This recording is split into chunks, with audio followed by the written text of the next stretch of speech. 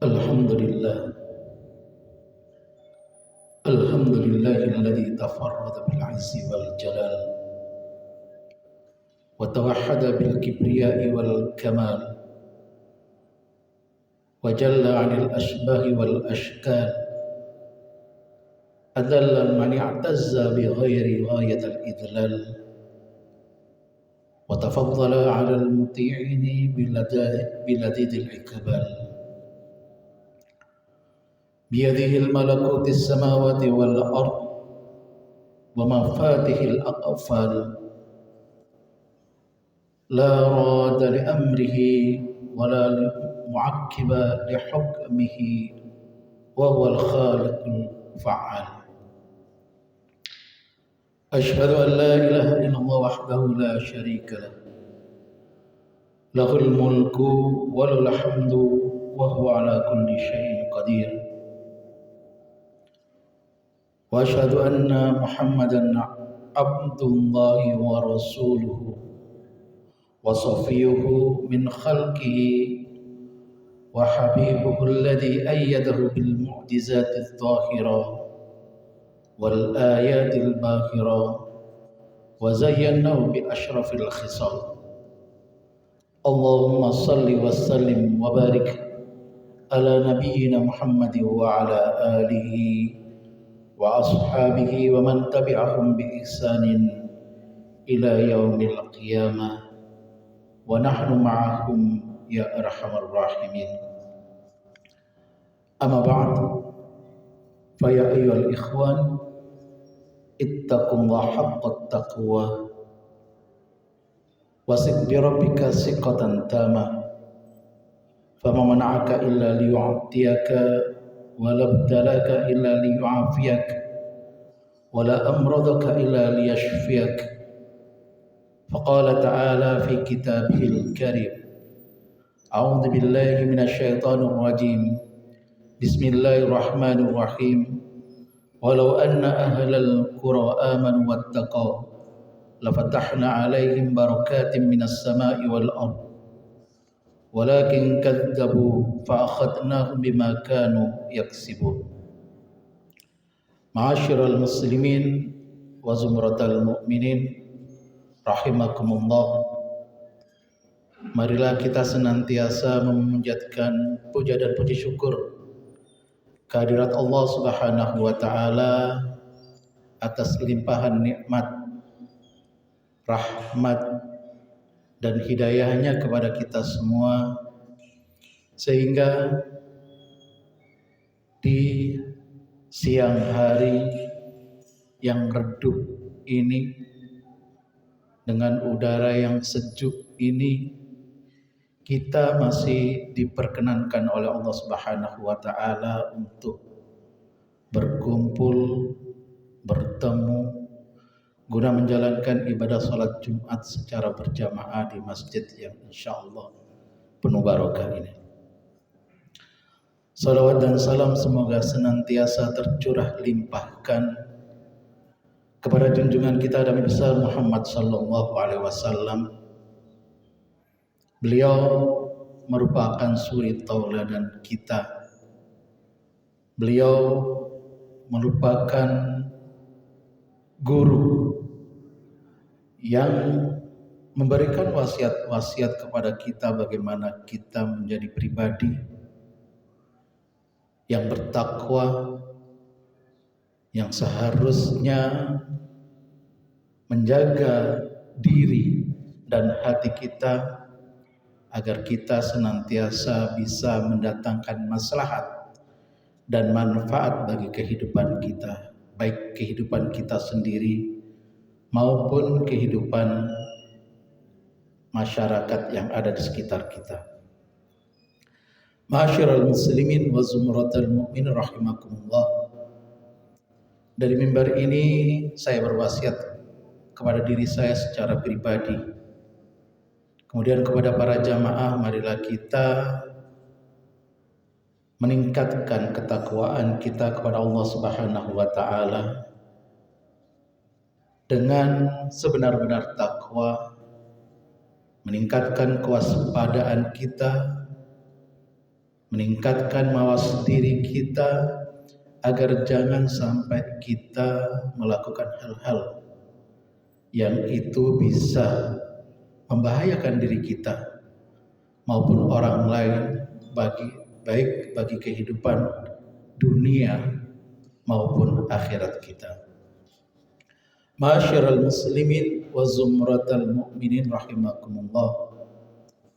Salah satu ciri orang yang bertakwa sebagaimana yang Allah ungkapkan dalam awal surat Al-Baqarah, ketika kita sebagai pribadi ini mampu mengambil pelajaran dari apa yang Allah ungkapkan di dalam Al-Quran. Al-Quran mengisahkan berbagai macam kisah Nabi, bahkan menceritakan bermacam-macam kaum yang ada di dalamnya. Al-Quran mencatat sekitar 130 kali mengulang-ulang kisah Nabi Musa, dan sebanyak 42 kali mengkisahkan tentang kehidupan dan perilaku kaum Bani Israel. Nabi Musa merupakan nabi yang banyak disebutkan di dalam Al-Quran berikut kaumnya, yaitu Bani Israel. Sebanyak 42 kali ayat memuat tentang cerita Bani Israel, di mana kita diharapkan dan diwajibkan untuk mampu mengambil pelajaran dari kisah hidup mereka ini.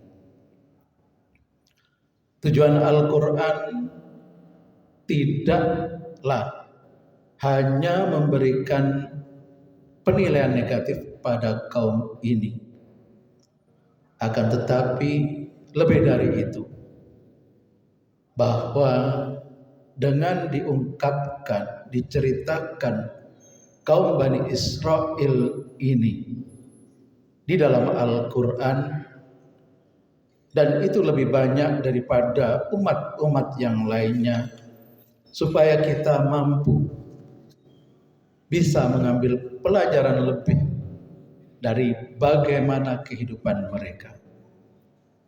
Ma'asyiral muslimin wa zumratal mu'minin rahimakumullah. Sebagaimana yang diungkapkan oleh Ibnu Katsir bahwa Bani Israel ini merupakan anak keturunan dari Nabi Ya'qub alaihissalam,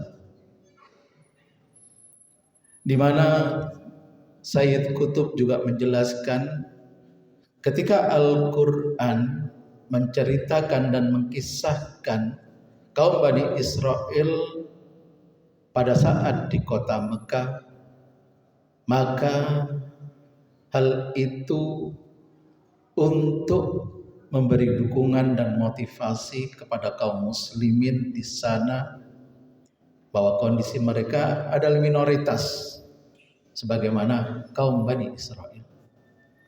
Akan tetapi ketika di kota Madinah, ketika ayat-ayat Madaniyah diturunkan dan bercerita tentang Bani Israel, maka ayat-ayat tersebut lebih banyak menceritakan bagaimana karakter sesungguhnya dari kaum ini, bagaimana sikap mereka, watak sesungguhnya dari kaum Bani Israel ini sendiri, agar kita mampu mengambil pelajaran dari kisah-kisah mereka. Ma'asyiral muslimin wa zumratal mu'minin rahimakumullah.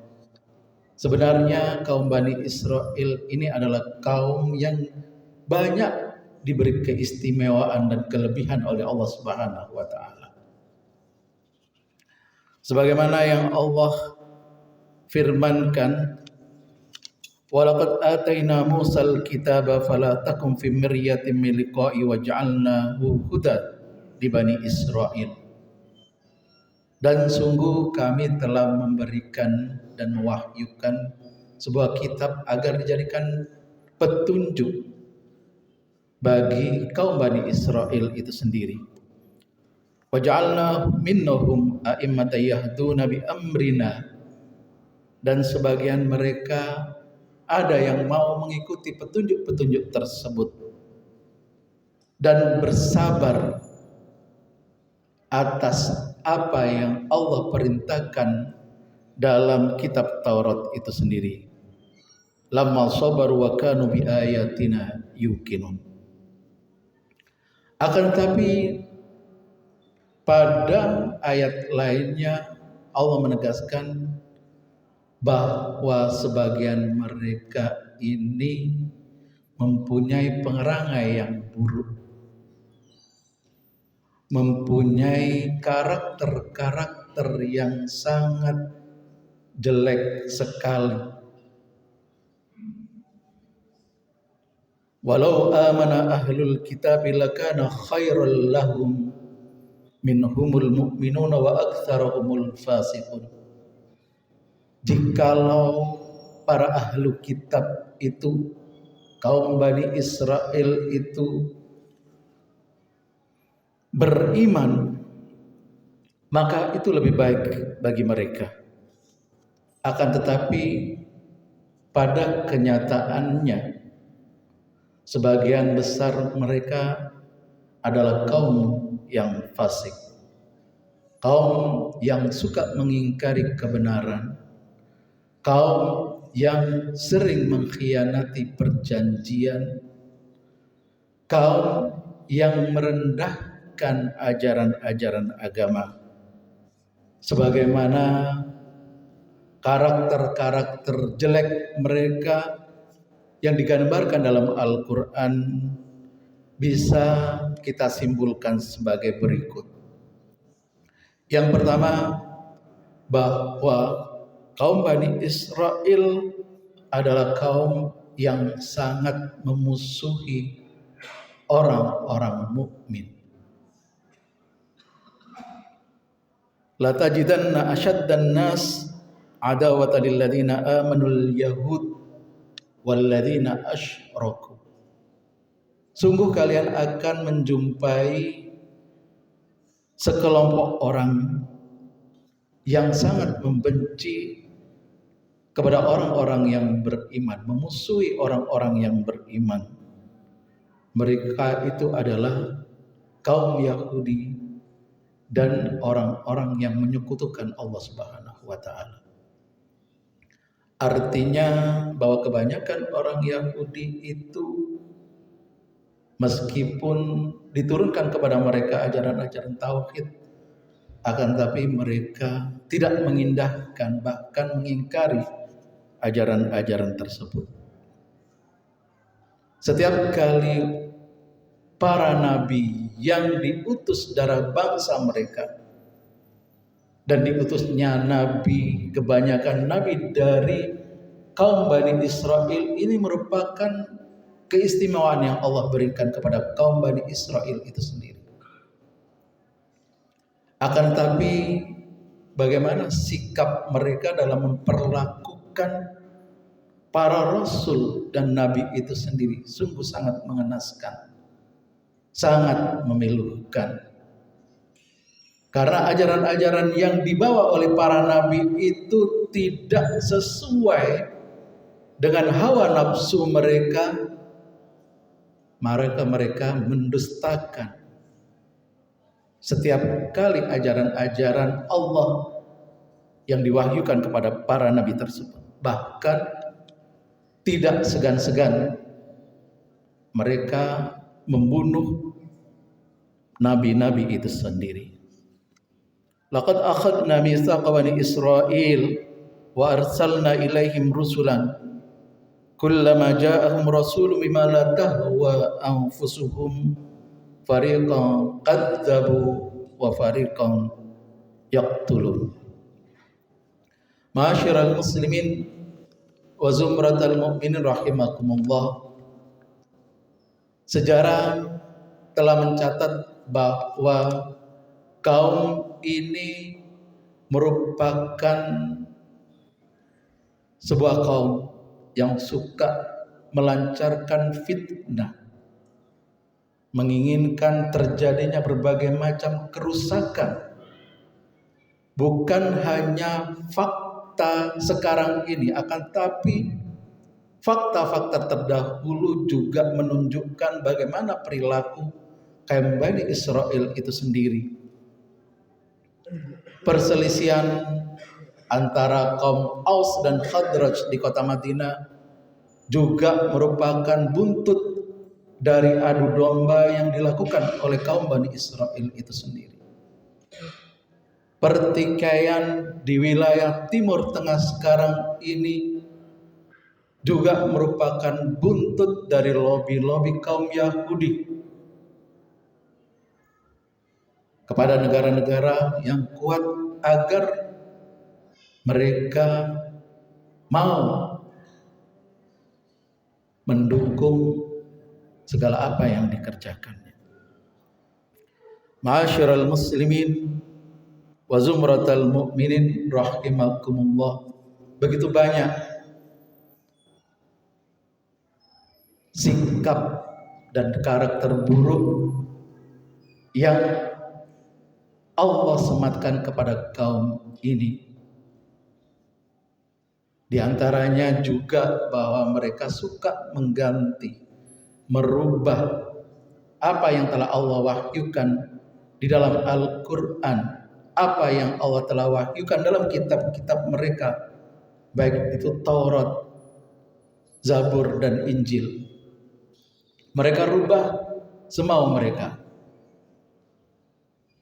Ketika menjelaskan sababun nuzul dari surat Al-Maidah ayat 41, di situ dikisahkan bahwa suatu ketika Rasulullah menjumpai ada seorang Yahudi yang mukanya dicoreng dengan arang.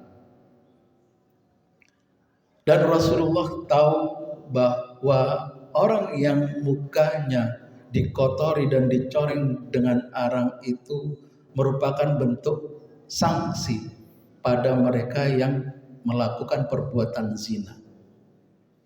Maka Rasulullah memanggilnya, kemudian menanyakannya, siapa yang lebih tahu di antara kalian dengan apa yang ada dalam kitab Taurat itu sendiri?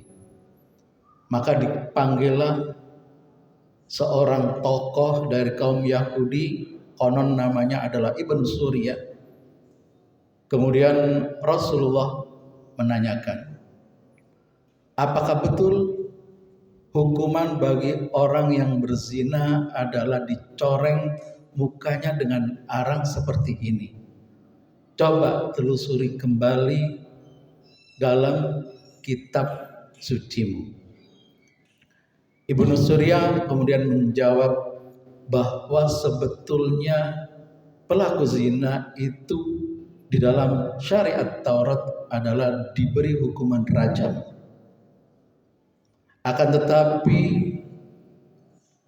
banyak kaum-kaum atau pemuka-pemuka Yahudi yang melakukan perbuatan zina ini, maka mereka sepakat untuk merubah hukuman tersebut, meringankan hukuman tersebut.